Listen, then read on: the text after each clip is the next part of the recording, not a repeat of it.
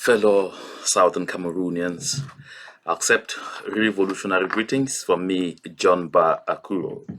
Today is the 18th of September in the year 2020, and I'm delighted to come once more before our people so that we have this very important and beautiful exchange. Our discussion today will focus on two very important things.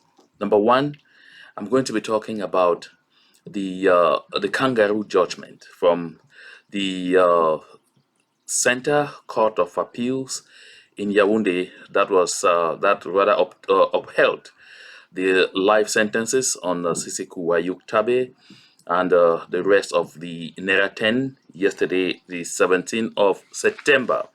And then after that, we will talk briefly about what Mr. Kamto is doing across the Mungo on the 22nd of September. And especially, I will conclude with how we handle the ongoing solidarity demonstration by the people of the city of Bamenda in Mezam County with the commercial motorbike riders hard hit by some colonial measures aimed at bringing a lot of suffering and tribulations. My dear people, I like to draw our attention to the fact that the kangaroo ruling, or call it judgment, dished out by the Yaounde Appeals Court yesterday was not unexpected. We definitely have had the opportunity over the years since 2016 to know that nothing good at all can ever come from Yaounde. And by day and by night, we are mainly we are being reminded of the fact that we are a different set of people, reminded of the fact that we have a different destiny, and reminded of the fact that our future, our destiny is in our hands. We have seen people deceive themselves to think that they can get into a pact with the devil and make it. It really doesn't work that way. Now, when the Center Court of Appeals does what it did yesterday, it is simply a clear confirmation of what we already know, that there is nothing existing as a rule of law in La Republique du Cameroun. And that is why we are in this movement in the first place. That is why we are in this struggle in the first place. Because when in 2016, our common law lawyers rose up to complain about the too much incursions, it was because of these multifarious abuses. The system prevailing in La Republique du Cameroun has no regard for the respect of individual civil liberties and human rights. It doesn't. And that is why we are fundamentally different. Sometimes some people sit and say, we, the people of the Southern Cameroons, are seeking to go our different ways, are seeking to part ways with La Republique du Cameroun because of language. And sometimes I have, I laugh at this. Language has got nothing to do with this altogether. We are two different sets of people. Completely different people. Take a look at this. Number one, the way we do things, the way we live, the way we operate with one another is completely different from what obtains in La Republique du Cameroun. The people of the Southern Cameroons are a very educated set. Look at what happens. We know our rights. We don't hesitate to hold our authorities or public officials to account. We know how to make a distinction between what is the public good and what is the private good. We are a self-reliant set of people, endowed with the ability to begin counting on ourselves first before ever expecting anything to come from the government. We are an enterprising set of people who believe so much in having a strong private sector, a capitalist-based approach to our economy. Unlike what is happening with La Republique du Cameroun, where the only and major employer is the public service. And everybody has to be fighting every day to keep something called job security. And you have to sing the hallelujah to the government choir every day because you're afraid if you lose that job, you're not so sure of having another one. In the Southern Cameroons, we want to set up a system whereby if this job is not working for me, I quit because the very next day I'll be able to secure yet another one. That is what happens in a situation where the private sector is vibrant and the engine that drives the economy, where everyone is not dependent on the government. That is what is prevalent in La République du Cameroun. La République du Cameroun does not know anything called separation of powers. The president of the republic is at the same time the first magistrate, is the commander-in-chief of the armed forces, he is at the same time the one appointing people right down to sous-prefets. He's the one who appoints right down sometimes to sub-directors in some ministries. That is not the kind of system that was prevalent in the Southern Cameroons, in the once independent state of Southern Cameroons before 1961. Our people knew the separation of powers. The judicial administration was independent from the executive, which was also independent from the legislature. We notice that Parliament in La République du Cameroun is just a kind of rubber stamp. This is not what was prevalent in the Southern Cameroons. The people of the Southern Cameroons are people with an absolutely democratic mentality.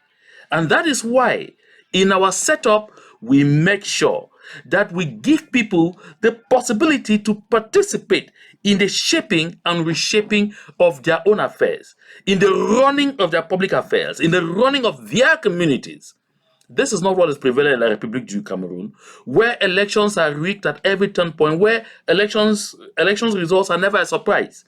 So these fundamental differences completely put us at par with what is happening in La République du Cameroun. That is why we cannot make it together. It is not language. No, it is not language. Now, this kind of judgment that was handed down is the biggest ridicule of all times. An appeals court judge, after adjourning a matter, and on the day he finally decides, okay, I may look at this. It even was forgotten on the cost list. He didn't even notice that particular matter was on the cost list. He just gets it, reads it out there, and then says, okay, let's settle on it. And within a few minutes, he adjourns for 15 minutes, but comes back after 10 minutes. And as soon as he comes back, he passes judgment. One, why was there an appeal? Did he at least listen to the counsel of the defense or listen to the defendants to hear why they appealed, to see if I thought there was anything wrong with the judgment handed down by the lower courts or by the military tribunal? No, that did not happen. And so that is what we call a travesty of justice. So that shows that all of those things are simply politically motivated. There is no point for us ever aching our heads to imagine that you are expecting anything good to come out of there. But at least I congratulate the defense counsel for taking one step ahead to expose and show the world the kind of system we are dealing with, the kind of system we have been under for about 60 years, the kind of system we are doing everything to run away from. We don't have to belong to any system that is that obscure. We don't have to belong to any system that does manipulated and used at every turn point by the politicians in place according to their whims and caprices. That is something we are determined to leave. My dear people, what is the significance of what happened at the appeals court yesterday, the Yaounde Appeals Court yesterday? It is simple. It is another message, another clear message to the people of the Southern Cameroons. One, you don't belong. Two, that the only way for us to ever live in dignity, the only way for us to ever live as humans, the only way for us to ever feel that we were created by the same God who created every other person in the world and were created free and with all the faculties capable enough of determining our own future, the only way is to make sure we succeed in this movement. All of those who have attempted to betray this movement, to destroy this movement, have ended up with tears. I don't want to talk about Nkongo. We all watched Nkongo's success. cry on television because of what was happening to Njume Franklin. I have said this a good lot of times, that the fact that a tree grows in water does not make it a fish. This is as clear as that. The fact that a tree grows in water does not make it a fish. So don't ever think, because you are deceived once in a while with some little crumbs up, down, and all whatnot, that you can ever be one of them. That they can ever treat you like one of them. That you can ever belong. You will never. All they need to do is use you, attain their objective, and dump you. My dear people, we are better than that. We deserve better than that. And I want to repeat a thing I've said over and over, that anytime you settle for less than you deserve, you end up with less than you ever even settled for. Now, so much with that. Now we know that nothing good can ever come out of the judicial system of La Republique du Cameroun. That is why we are leaving it. That's why we have left it. And that is why we have to do everything to actualize our leaving it. And now on to the solidarity, grounding of vehicles in Bamenda, in the city of Bamenda, in Mezam County. I want again to congratulate the civil society in Bamenda, the civil society in Mezam County, the entire civil society in Southern Cameroons. You are doing a marvelous job. You are doing a great job. I know the suffering is too much. The pain is unbearable. But my dear brothers and sisters, the Bible says suffering endureth the night, and joy cometh in the morning. We will overcome. These sacrifices shall not go in vain, as long as we remain committed to what we are doing, as long as we remain committed to the objective before us, as long as we remain committed to our quest for total freedom and independence. My dear people, a lot of discussions have been going on among the various stakeholders. On the 17th of September, I had the opportunity to hold discussions with Comrade Cho Ayaba, with Comrade Yerima, and with Comrade Chris Anu, so that we come to common agreements on how to continue this initiative. And so, you definitely are going to be hearing an announcement from Chris Anu this Friday from the SACO IG group. They will be talking about the new changes that we are all adopting. We have suggested and are maintaining that we will continue this particular initiative until we get our commercial bike riders everywhere in the city of Bamenda again. But we definitely will be ending on Thursdays in the evening, meaning Friday, Saturday, and Sunday. Everyone will be free to move about and do their things. But take note, we are aware that the 1st of October is approaching and measures will be taken across the board. You certainly will be hearing from Comrade Cho Ayaba and from Comrade Yerima. This is just to demonstrate to the people of the Southern Cameroons that despite sometimes attempts by the enemy to create fractures and all whatnot among us, we always find an opportunity to confer with one another and to come to agreements to ensure that we get our people moving in the right direction. So, beginning next week, we certainly, most certainly, are going to be having this, solidarity grounding of vehicles run from Monday to Thursday. Of course, Monday is a traditional ghost town day, so Tuesday, Wednesday, and Thursdays will be added to this effect. I want to thank each and every one of us that is doing everything possible to ensure that this operation succeeds. And now let me end with the Kamto demonstrations or the Kamto call for the 22nd. I begin by laughing here because, we saw commercial motorbike riders in the city of Douala in La Republique du Cameroun come out and scream that they were going to be out there on the 22nd of September in huge numbers to tear down the CPDM system that has taken their country hostage for about 4 decades. And we saw the government of La République in panic mode come out with all kinds of press releases, banning this, banning that. I think they are even trying to ban even oxygen from the people on that day. And then they didn't end there. We saw them activate what they have been doing for the past 40 years. Go out there with money to bribe one group and the other to come out to denounce Mr. Kamto and his MRC movement and all of those things. Yeah, we saw some civil society groups come out and say we are against such demonstrations. We saw some civil administrators in Douala distributing motorbikes, and we haven't heard a young man scream inside, we are going to use those motorbikes to demonstrate on the 22nd. But again, in the end, that government pulled what they know how to do best.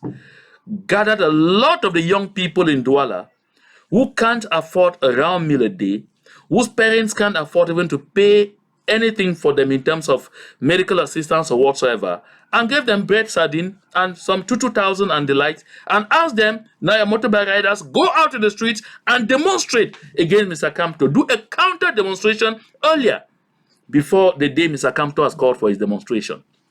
But take note, that one is not banned. But there's already a ban in force.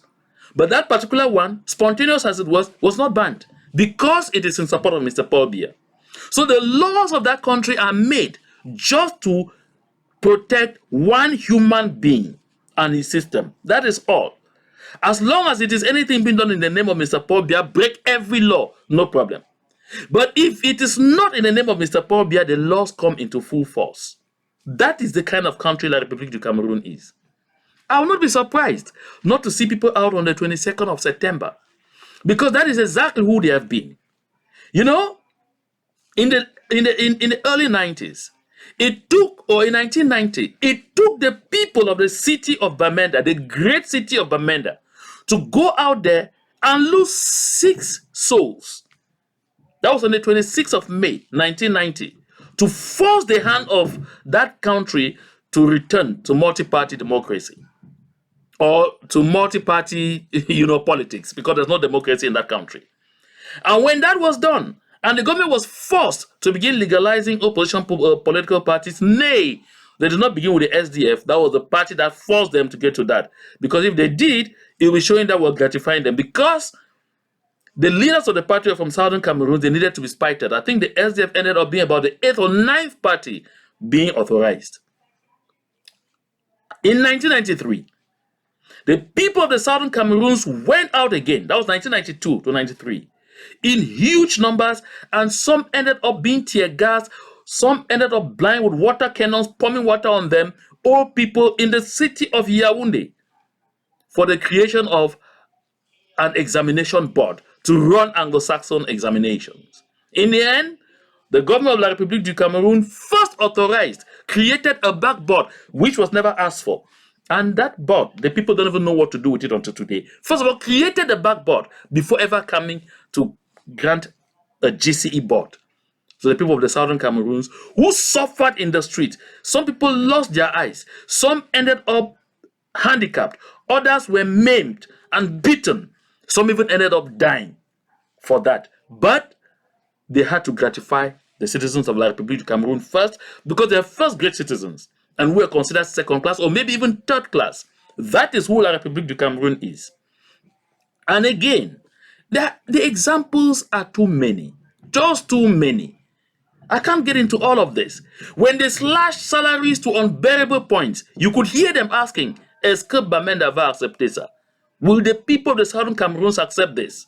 They have depended on us all these years to fight for them. Today, we have decided to take our destiny into our hands. They are left orphaned by themselves to try it. And we can see that they are not good at it. And that is why we can't live together. We can't. Because each time they water down every effort we made to try and make society better. To try and make life better in that triangle. My dear people, don't be surprised if you don't find people out there on the 22nd. Because that is who they are. Sometimes you can only pity Mr. Kamto. Because those same people would happily clap and cheer if they saw him be hanged. That is who they are. That is who they have generally been. Weaklings, very fearful people, people who don't know and are never ready to claim their rights, people who are ready to live in any kind of rusticated situations, people who are ready for shortcuts all the time, and people who are always ready to accept very unsustainable solutions. They are not like us. We are different from them. That is why they are who they are and we are who we are. And this is why the struggle to liberate Southern Cameroons is a struggle to liberate the soul of our nation, to liberate the soul of our country, to liberate the fundamentals of human liberties that define the Southern Cameroons community. This is why we must fight. Fight and fight all the way to the logical end until victory comes our way. Because that victory is close. No matter what they do, they will not be able to stop us.